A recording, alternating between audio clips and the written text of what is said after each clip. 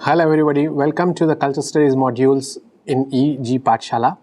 This is Pramod Kenar of the Department of English, University of Hyderabad. Today we'll be looking at a lesson in audience and reception studies. When we use the term audience, what do we understand by it? What is reception? Now, this sounds as though it is directly about, say, just film audiences. But for cultural studies, it has a lot more significance than a number of people sitting and watching a film. The audience is the spectator to a set of events. But the audience is also read in cultural studies as a consumer of those events, as a recipient of images, products, meaning, values. Now the question is, why study the audience at all? Is it essential that we know the audience? Because the audience is, after all, just out there sitting and watching a film or a television series or a cricket match. Why is it important? You see, this question or this doubt comes in your mind because we have always thought that the audience is just a large number of people sitting and watching a screen. That is an older model of the audience called the passive audience model. It is no longer valid because we now discover that the question of reception is a two-way process. The media generates images which the audience consumes, but it is the nature of the audience that determines what the media produces. Let me give you a simple example.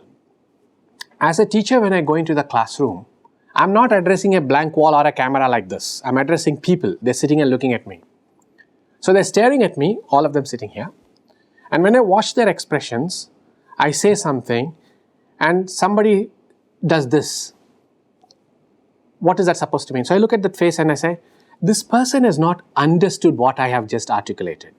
This audience, this bunch of students sitting here, when they look at me puzzled like this, I read that and I say, okay, you have not understood. Let me rephrase what I have said. Now note what I am trying to argue here. This is not a passive audience. When I am delivering something, they are not just sitting there and swallowing it. When their facial expressions change, I modify the content that I am delivering because I want them to understand. That is, the media, the medium of instruction, the content of the instruction changes depending on what the audience is expecting of me. Now this is live audience, all right? You will say that does not apply to films because they are the director, the producer, they are not watching the audience. Partially, that's true. The active audience model in reception studies within the larger framework of culture studies notes that audience feedback mechanisms are absolutely crucial in determining the content of any cultural production. What do we mean by this? Some of you might be aware of things like TRPs, feedback forms. If you go onto websites, there is a ticker counter, how many hits, how many downloads for, if you go to scholarly journals that university teachers are looking at, it tells you this article was downloaded 150 times. So suppose I'm looking for something on the current debate in, say, about Kohinoor.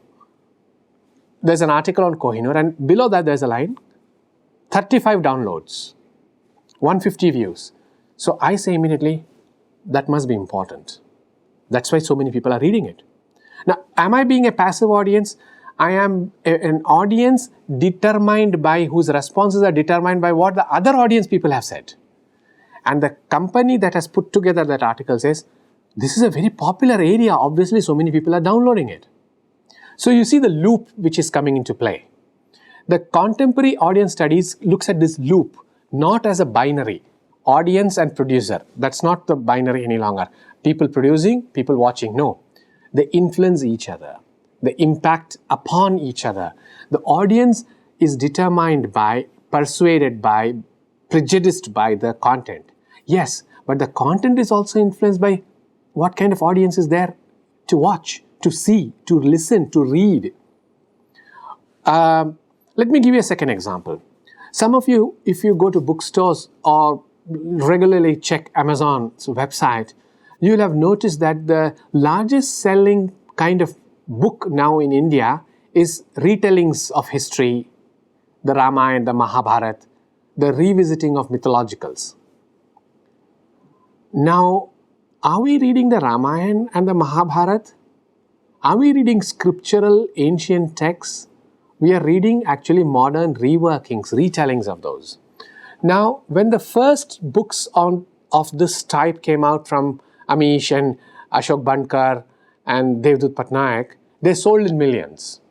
And the other authors said, this is an important area for us to write. Publishers said we should produce more of these books. Now you see, the audience, the readership base determined the production of further books. This is the active audience model. Now, you will know that on many websites, you are asked to send in your feedback, your opinions. Why? If you buy something off Amazon, Amazon will ask you, how was the Amazon service for you? Was it easy to buy? Was it easy to exchange? You send in your feedback. And they say, oh, you know what? The audience is very unhappy about this aspect of online purchases. We need to modify it. We need to improve the system. Now, that is the active audience model. But why is it important for us to even acknowledge that the audience exists? You see, the media that we follow in cultural studies is no longer just a set of images. It possesses meaning, it influences prejudices, stereotypes, and things like that. The media that we constitute as, say, film or television series are actually, in culture studies, modes of developing ideas, mythologies, and social imaginaries. They are imbued with the kind of anxieties that a culture or community will develop. They also serve as propaganda. They also serve as consumerist persuasive advertisements. Now, if you have followed culture studies lessons over the past few years, you will know that the culture studies emphasis is not on the cultural artifact, but on the process of meaning generation around that cultural artifact, which means meaning is generated by the audience. It's not generated by the product. In other words, why is cultural studies interested in the audience? It is interested in the audience because the direct recipient of meaning, the direct producer of meaning is the audience. As a community reading a novel, as a community watching a film, it's important for us to see what the audience thinks, what the audience feels, and what the audience prefers to watch. In other words, we are thinking of the audience as part of the meaning-making process. This is the crucial part for us. The audience is not the recipient of the meaning-making process alone. The audience is part of, is integral to the meaning-making process. So do not think of the audience as just receiving meaning. No, it actually shapes the meaning. There are various models through which the audience receives and consumes meaning. One is the hypodermic model. The hypodermic model suggests that the film, the advertisement, or political propaganda pushes the drug of meaning into the body. It is like a syringe that injects a certain kind of meaning into the body. Once it enters the body assimilates it, consumes it, and functions according to the drug. Now, think of what we are talking about here. We are talking about the power of an advertisement, the meaning of a sign that gets into the system of the audience, influences it, determines it, defines it. More worryingly, once it gets into the system, it becomes addictive. It becomes impossible to fight it. The model here ensures also that the audience, once injected with this, cannot fight it, cannot resist it. There is no way of saying, I'm immune. Now, you will say, oh, that works only for propaganda. Yes, but you see, we no longer know how propaganda works. Propaganda is insidious, as in it's invisible, it's subtle, it's hidden. Which is why advertisements are called hidden persuaders. They work secretly, secretively. They don't come straight out and tell you, this is a profit-making business, this is wonderful. No, it's something that you are first trained to desire, want to acquire, and then they give it to you. Now, the important thing here is, for political purposes, and I'm thinking here primarily in terms of large-scale propaganda, to persuade an entire country to follow a method is not very easy. Now, you will remember that during the time of Nazi Germany, there was a propaganda ministry.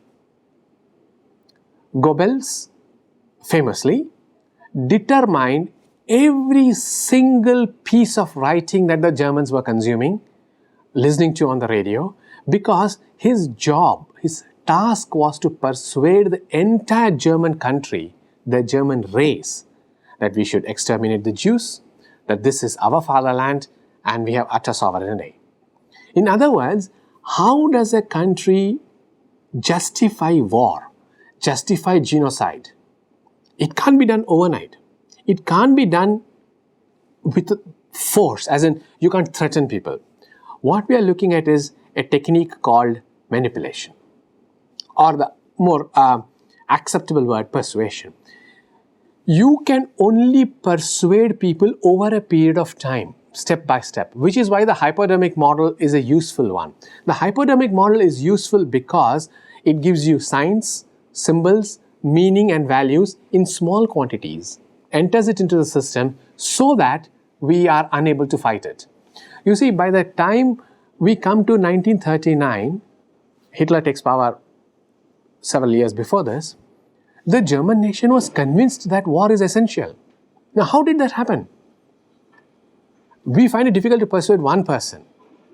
How does a nation convert to this idea? It converts to the idea because, and this is important, because of the constant bombardment by this kind of insidious propaganda, which is the hypodermic model. Now, you will quickly say, but that suggests that the audience is passive. Not so. The audience is not always passive because of several things. One, the audience already has an inbuilt anxiety level. The media works on that anxiety. What the Nazis did was to say, you know what, they'll take away your land. They'll take away your jobs. So the common man said, if they take away our jobs, what happens? You will be unemployed. You'll not have any money. And the Jews are responsible for all this. You see, over a period of time, it cultivates the audience, it persuades the audience through a set of very concrete images or symbols. This is a cumulative model. Remember what I just said. It cannot be done overnight. It's done over a period of time. It's done over a period of time because people are not always very easily persuaded. And direct persuasion is far, far less effective than subtle persuasion. You will worry that we don't know who we are targeting in the audience, which is true. As in, the political propaganda minister cannot identify every single member of the audience. No. So, people of different ages, people of different classes, people of different religious backgrounds may not all come together and listen to a speech. If they do listen to a speech, they will not always take away the same meaning. In a class of 45, when I teach something, 45 people sometimes generate 45 different meanings, sometimes 90 different meanings. How so? Because we each process it differently. So the struggle here is to ensure that a cogent cumulative effect is spread across a diverse audience. It has to bring the audience together, as in, they all should listen to you. But they should also make sure that this is spread across in ways that each person takes some bit away, even if they are different, even if they are skeptical, I don't trust what is being said, or I don't know what you're saying is true or not. Despite those differences, despite those uneven consumption, cumulatively, they will take away some common things. That is what is important. In other words, I am actually saying, despite diversity within the audience, reception studies tells us that there are common denominators. For example, the instance I gave you, if there are people or if there are societies or communities anxious about jobs, you can target employment and say, jobs are what will go. I am not worried that they will take away education. I am worried about employment. So the sales pitch, the propaganda pitch will be about employment. So despite differences, the man who works in the factory and the man who works in the shop are both concerned about one thing, employment. Now see, they work in different areas. Their salaries are different, their working conditions are different, their family structures and requirements are different. But they come together because of a common denominator, the anxiety over unemployment or possible unemployment. Cumulatively, this is the determination of attitudes, perceptions. Advertising is about the organization of perceptions. And that is what audience studies is interested in. Increasingly, we know that there is a problem where we don't quite trust the advertisement. We now have reached a stage where we are not quite certain about the news you get, the advertisements you read. Fair enough.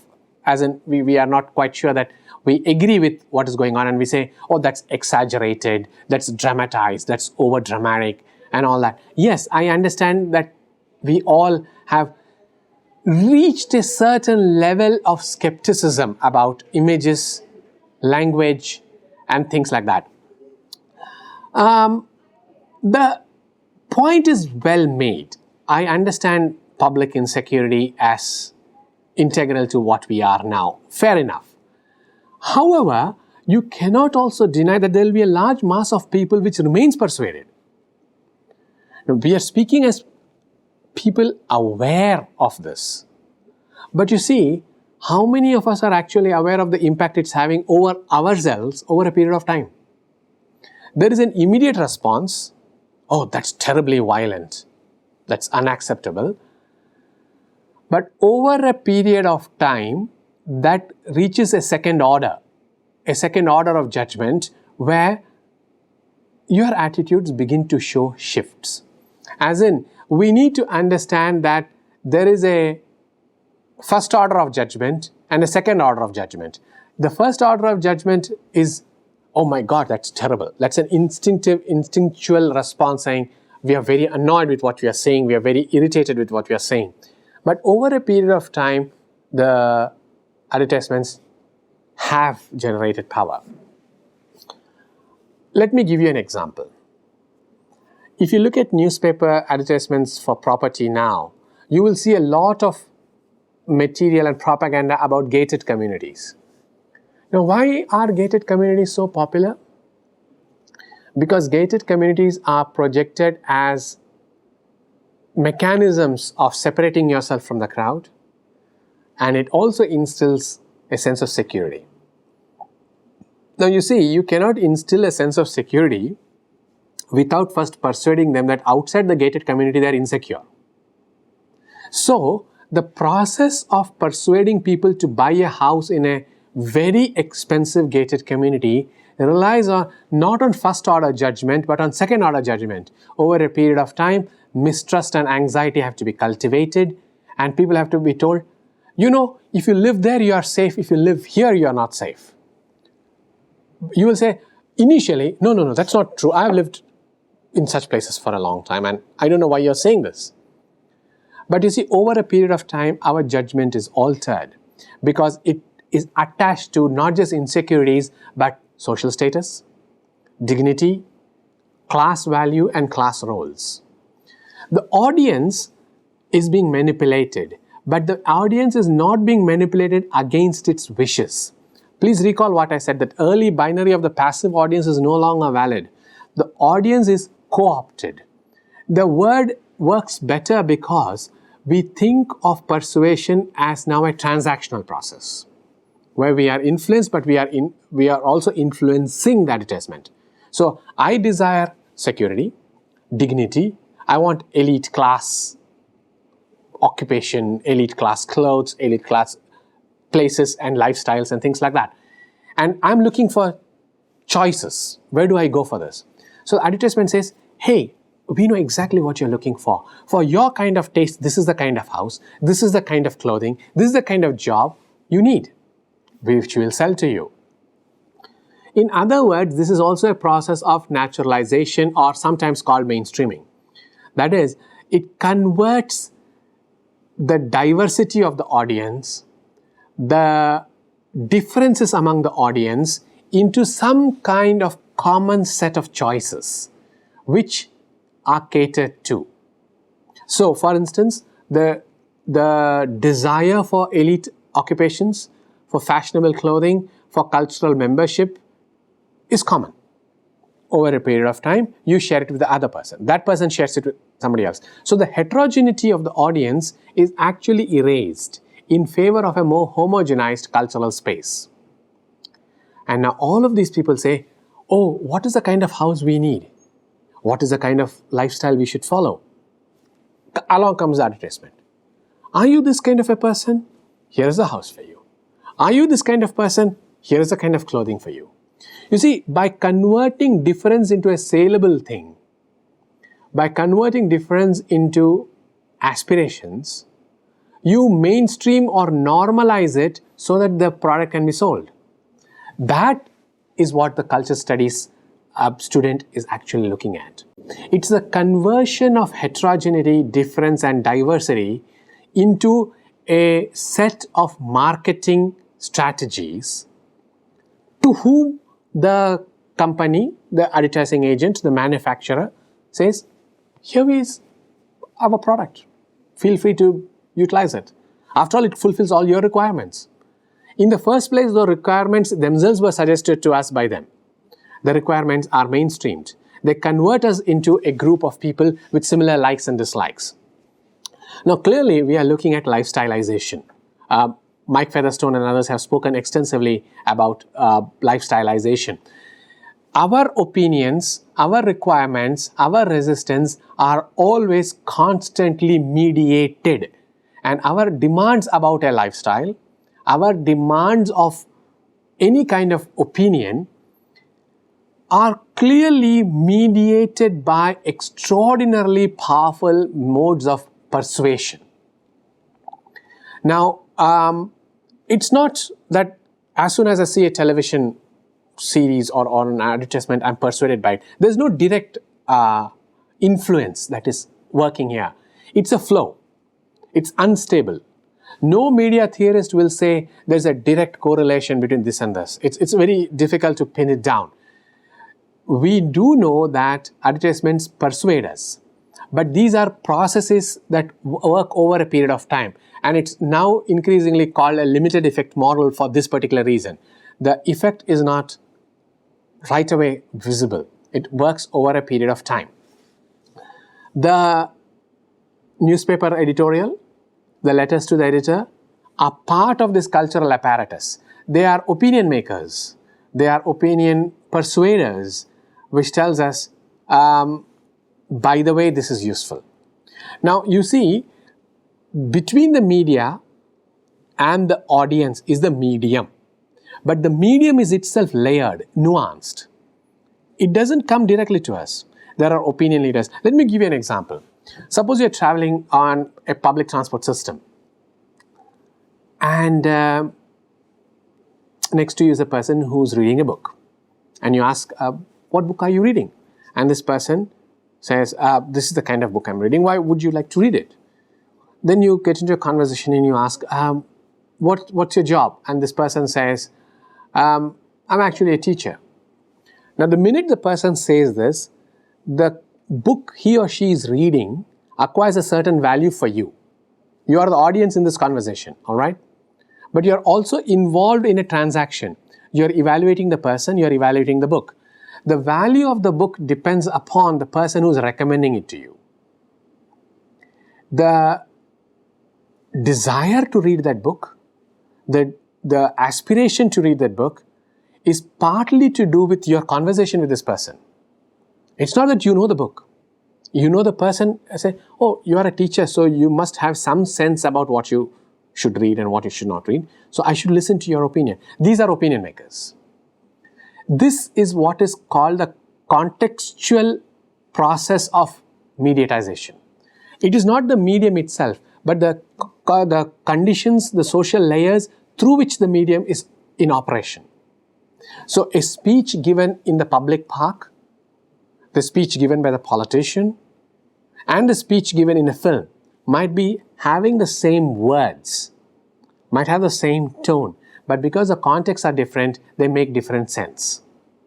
In other words, we need to pay attention as culture studies scholars to the context in which the transmission of the message occurs, because the audience does not ever consume a message in vacuum.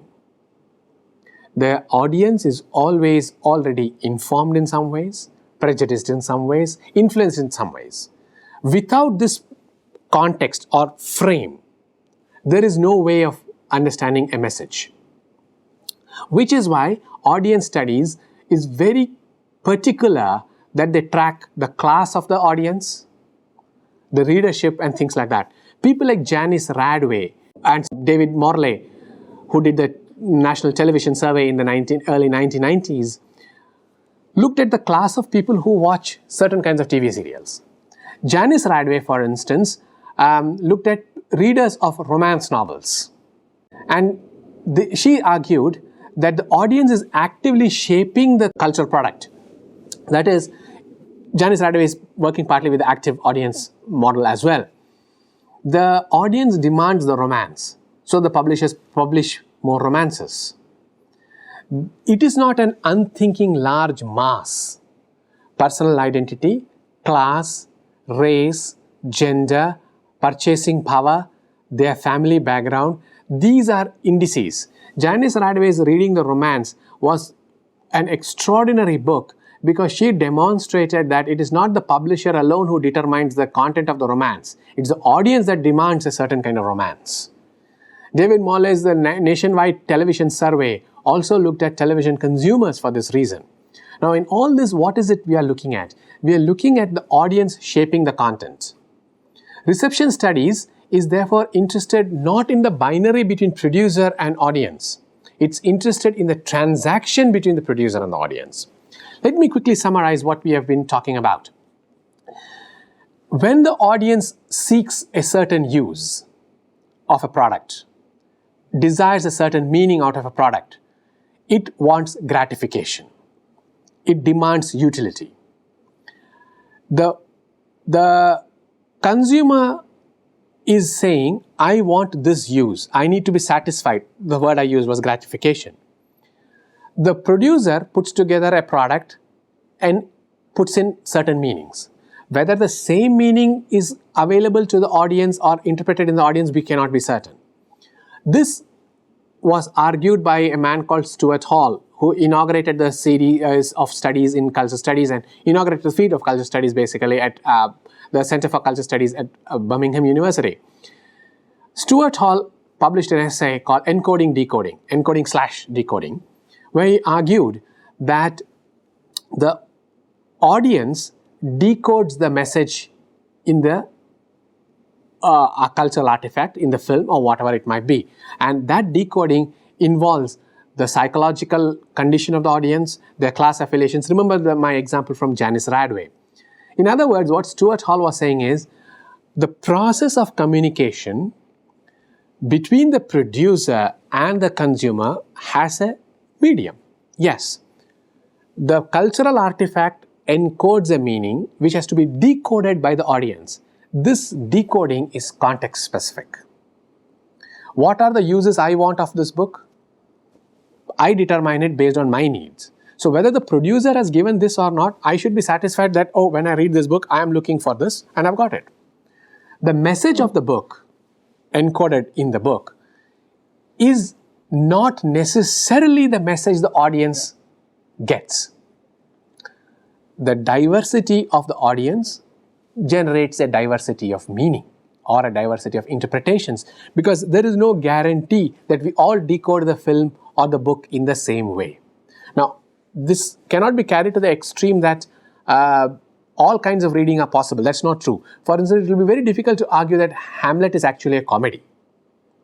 The text in some ways determines how much of freedom we have in interpretation.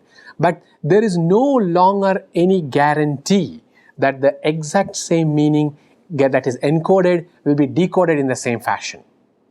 This is called polysemy. Polysemy is multiple layers of meaning. Now, I might prefer a certain reading, I may not prefer a certain reading. The producer may have intended something else altogether. I prefer this reading because that is my current need. Now, in culture studies, we also do something else. We also believe that text can be read against the grain. That's called oppositional, or sometimes called in literary studies, dissident reading. Dissident reading is primarily to do with literary studies of the new historicist variety. What it says is, okay, the surface meaning of this particular film or frame is this, but if we examine it closely, there's something else that emerges. There is a politics to it, there's an ideology to it that is not quite what it appears to be. What is being emphasized here is that the act of reading, the act of interpretation, does not always get limited by the text. The act of interpretation depends on what I want to do and what my politics are. In other words, the decoding part can be used to generate oppositional or dissident readings, depending on what our needs are for the moment. This found its biggest expression in screen studies or screen theory, emerging in the mid-70s towards the late 70s and early 80s, primarily to do with the work of Christian Metz and Laura Mulvey. Laura Mulvey, whose work on the audience and screen studies is even today one of the most influential essays in film studies. Mulvey argued that when men watch films, the representation of women in films is read in certain ways. And she spoke of the gaze of the spectator as an always already gendered one. Later, people like Jacqueline Rose would speak about the scopophilic gaze. Scopophilia is actually sexuality in the field of vision. That's the title of Jacqueline Rose's book. And the presentation of the woman as desirable, as a sexual product or sexual object, is what the men want to watch. Now think about what is being said here. It's no longer possible to say it is because there are these women that the men watch. It's because there are men that these women are being portrayed in certain ways. So it's a process that is very interlinked, which is rooted in context. So which kind of women do you want to watch? What is the class of women? What is the age of the woman there? Is context specific. In other words, we are looking here at the influence of context like class, caste, religion, money, in the way we ask for certain forms. This means, and this is where it becomes very interesting for us, we have to accept that the ideology of the film, the form of the film are determined not only by the producer but by the spectators. It is the demand by the spectators, by the audience, that generates certain kinds of texts. Therefore, they suggest that we should read the form very carefully. We should locate the audience very carefully. There is no innocent text. There is no innocent audience. The spectator determines the product. Why is it important to study this? Why is it essential to study this? It's important to study this because meaning is not fixed. Meaning changes with the social class, religion, linguistic audience and its nature. That is, the text is not read in the same way because when you look at the ethnography of the audience, each audience consumes it for its own purposes at that particular point in time. There is no way that you can insist on one sole textual reading. There is no guarantee that the audience will read in certain ways. For instance, a novel that is read during wartime generates a certain kind of meaning. In peacetime, it generates an entirely different meaning. You cannot say that this novel will make the same sense from 1900 to 2050. During war years, during peacetime, the novel means different things. So people who do ethnography studies in sociology and media studies are very particular that they track the nature of the audience and their conditions. Now, to go back to the question I asked, why is it important to study this at all? It's important to study this at all because it tells us that the text, the cultural text, is not innocent. 2, meaning is not something that is consumed passively by the audience. 3, meaning is not produced only by the producer. 4, that the meaning put into the artifact encoding need not be the meaning generated by the audience. Audiences vary. There is now a theory of the diffused audience theory, as in we do not know where the audience is diffused audience, how it consumes.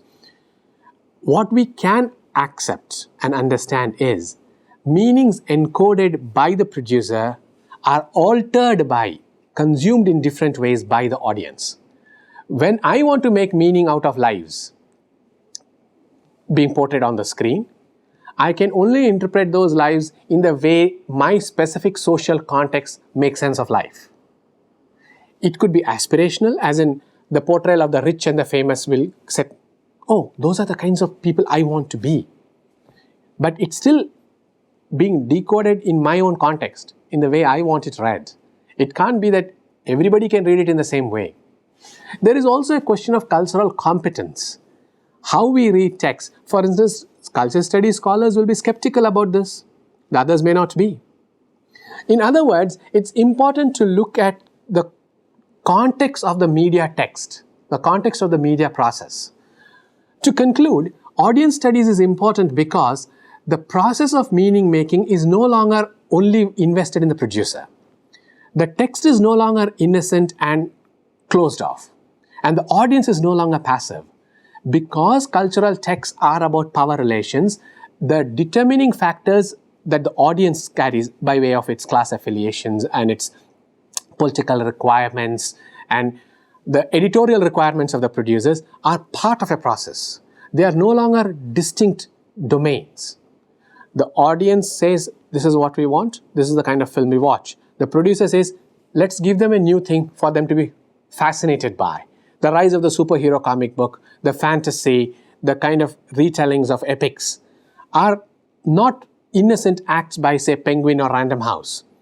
Audience demands, producer produces. But what the producer produces doesn't necessarily make it closed off for the audience. They interpret it in their own way.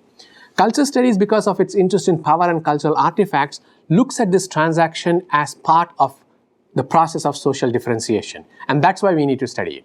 Thank you.